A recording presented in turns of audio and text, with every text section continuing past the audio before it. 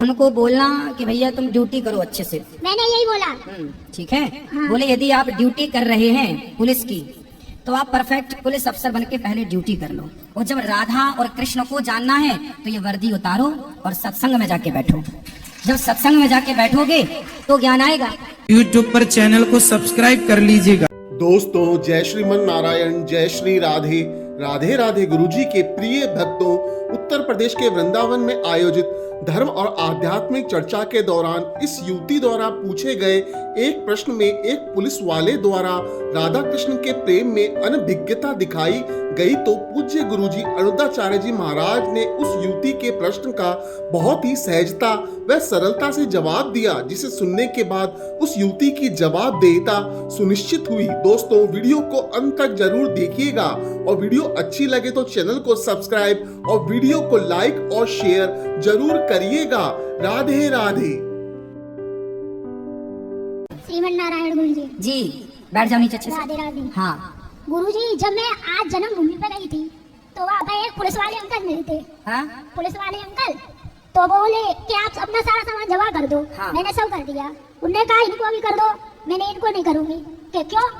कि मैं नहीं करूंगी ना, मेरे पति है, तो पति ही नहीं जाएगा तो पत्नी क्यों जाएगी वो? हाँ ठीक है। तो वहाँ पर हमारे प्रभु ही बैठे हैं वहाँ। ठीक है। ठीक है, ये भी प्रभु है। अब हमें इन्हें नहीं ले जाने दे रहे हैं तो हम भी उल्ट के जा रहे हैं, फिर हमारा वहाँ क्या काम? सही है। फिर आप नहीं गई मैं गई भगवान जी को लेके? हाँ फिर ठीक मैंने है। उनको छुपा लिया, भगवान जी को हाँ दुपट्टे से ढक लिया। ठीक जो है। हमारे पिताजी हैं उनके दोस्त रहते हैं वहाँ जन्मभूमि पे ड्यूटी करते हैं। मैंने कहा ताऊ जी मैं नहीं जाऊंगी जन्मभूमि के अंदर, क्योंकि इनका जन्म बेशक वहाँ हुआ है, मैं ये नहीं कर रही हूँ, नहीं हुआ है पर लेकिन मैं पति के बिना नहीं जाऊंगी। जहाँ पति वहाँ पत्नी। सही है। जहाँ पति नहीं है वहाँ पत्नी का क्या काम? सही है। सही वो बेशक हमारे प्रभु का जन्म हुआ है।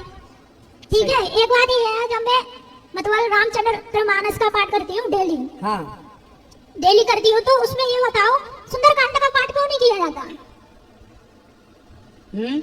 जैसे रामचरितमानस करते हैं हम डेली, उसमें हाँ। सुंदरकांड का पाठ क्यों नहीं किया जाता? सुंदरकांड का पाठ कहाँ नहीं किया जाता? जैसे हम नहीं पढ़ते उसको, ये बोलते हैं। नहीं आप पढ़ सकते हैं, क्या दिक्कत है, पढ़िए। नहीं, सब लोग ये बोलते हैं कि घर में कुछ अच्छा नहीं होता है इसलिए नहीं करते हैं। अरे सुंदरकांड लिखा ही है, सुंदरकांड। जो सुंदरकांड का पाठ करेगा उसके जीवन में सब कुछ सुंदर ही सुंदर होगा। अब आप नहीं, सुंदरकांड नहीं, सॉरी वो लव कुछ कांड। सुंदरकांड तो मैंने आपने बोला है, वो तो मैं 2 घंटे बैठ के करती हूँ रोज डेली। हाँ तो लव कुश कांड तो प्रसंग बस पढ़ा जाता है। अच्छा। पढ़ लीजिए उसको, पढ़िए तो पाठ को। पढ़ने की भी मना करते हैं ना वो। कौन? मैंने किसी से तो पूछा आप तो सबसे पूछ के काहे पढ़ती हो? गुरुदेव के पूछने से पढ़ती हूँ। तो हम तो कह रहे हैं पढ़ो। अब मैं ऐसी आप बात- 17 लोगों से पूछोगी तो 17 लोग मैं तो किसी कुछ ना की- कुछ बोलेंगे। गुरुदेव आप सुनो, आप एक प्रश्न लो कोई भी, मैं भोजन कर लूं क्या, मैं पानी पी लूं। आप 10 लोगों से पूछो भैया मैं पानी पी लूं क्या, तो 10 लोगों में कुछ लोग कहेंगे पी लो, कुछ कहेंगे नहीं पियो, कुछ कहेंगे पानी में तो जहर है, कुछ कहेंगे पानी में दही। और आप पूछिए बस कोई भी सवाल, लोग बोलेंगे। क्या अच्छा है क्या बुरा है उससे मतलब नहीं, लोगों बोलना है। आप पूछिए, आप जाइए किसी से पूछिए मैं इस आदमी से शादी कर लूं क्या, तो कहेंगे काहे करना है, वो तो बिगड़ा है। कुछ कहेंगे अच्छा है कर लो, कुछ कहेंगे नहीं है। सबका अपना अपना मत, इसलिए आप एक बात- पाठ करो, पूजा करो, पूछने की जरूरत नहीं। अच्छे काम को मत पूछो, बुरे काम को एक पूछो। प्रश्न और किया उन्होंने पुलिस वाले अंकल ने कि ये बताओ, जब ये प्यार ही करते थे राधा जी से तो इनको छोड़ के क्यों गए? किसको? ये कान्हा जी राधा जी को छोड़ के क्यों गए? मैंने कहा गए कि वो रुक्मिणी के साथ क्यों गए? फिर उनको बोलना कि भैया तुम ड्यूटी करो अच्छे से। मैंने यही बोला। ठीक है। हाँ। बोले यदि आप ड्यूटी कर रहे हैं पुलिस की तो आप परफेक्ट पुलिस अफसर बन के पहले ड्यूटी कर लो, और जब राधा और कृष्ण को जानना है तो ये वर्दी उतारो और सत्संग में जाके बैठो। जब सत्संग में जाके बैठोगे तो ज्ञान आएगा, है ना? ये बोले आपको देखो, बिना स्कूल गए क्या वो विद्या प्राप्त होगी? इंग्लिश को जानना है तो इंग्लिश की क्लास में बैठना पड़ेगा, संस्कृत को जानना है तो संस्कृत की क्लास में बैठना पड़ेगा, उर्दू को जानना है उर्दू की क्लास में बैठना पड़ेगा, पुलिस अफसर बनना है तो पुलिस अफसर की ट्रेनिंग करना पड़ेगा। उसी तरह राधा कृष्ण को जानना है तो सत्संग की क्लासें अटेंड करनी पड़ेंगी। उपदेश कर सकते हैं आप। अब तो आप कोई खड़ा आदमी, सब लोग कहते अरे कृष्ण ने राधा को क्यों छोड़ दिया? अरे मूर्खो, कब छोड़ा है? क्या मिश्री कभी मिठास को छोड़ सकती है? क्या मेहंदी कभी लालिमा को छोड़ सकती है? क्या कृष्ण कभी राधा को छोड़ सकते हैं? मूर्खों की तरह बात करते हो। कृष्ण की आत्मा का नाम है राधा। राधा तो तब छूटेंगी ना जब कृष्ण की आत्मा खत्म हो जाएगी।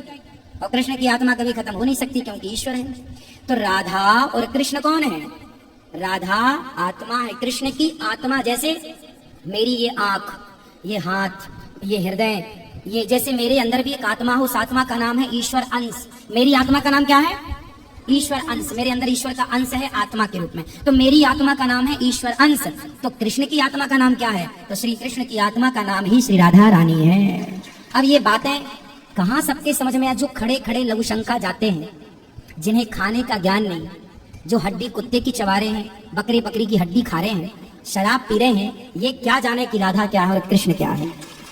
राधा कृष्ण को जानने के पहले आपका आहार पवित्र करो, विचार पवित्र करो, संगति पवित्र करो। सब चीजें सबके बस की नहीं है बेटा।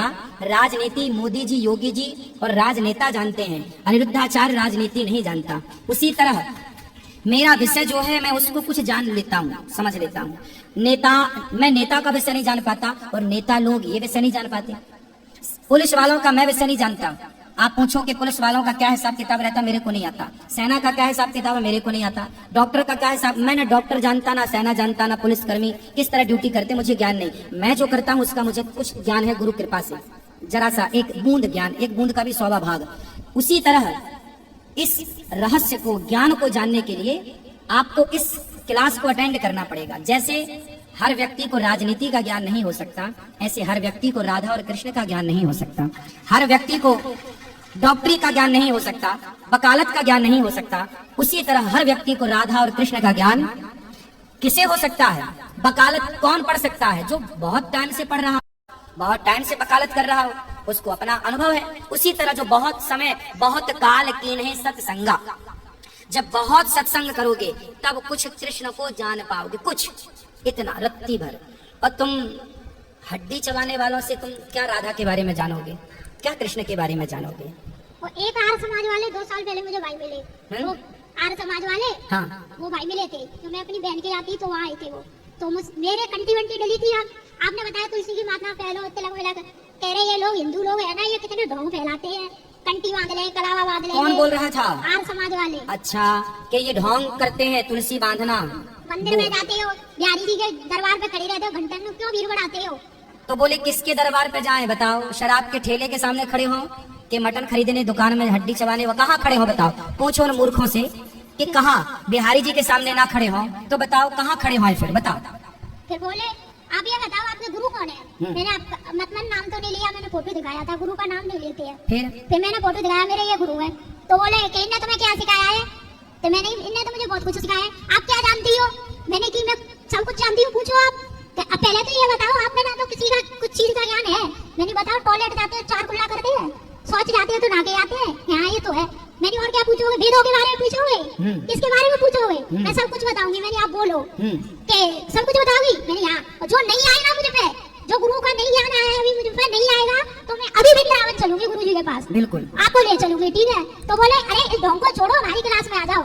मैंने कहा मैं आपकी क्लास में क्यों आ जाऊँ? तुमसे आपको पूछना था तुम्हारी क्लास में क्या होता है, हमें बताओ जरा। ये कह रहे थे कि हमारी क्लास में ये मूर्तियों की पूजा नहीं होती है, ये रामायण नहीं पढ़ते हैं, ये है वो। तो रामायण नहीं पढ़ते हैं? अरे जिस रामायण में ये लिखा है कि प्रात काल उठ के रघुनाथा, मात पिता गुरु ना वही माथा।